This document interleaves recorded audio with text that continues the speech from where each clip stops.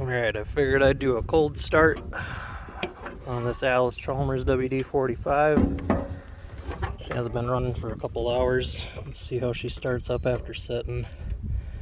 Do a video tomorrow on it with an actual cold start after it's been sitting overnight. But let's try her out, see how she fires up.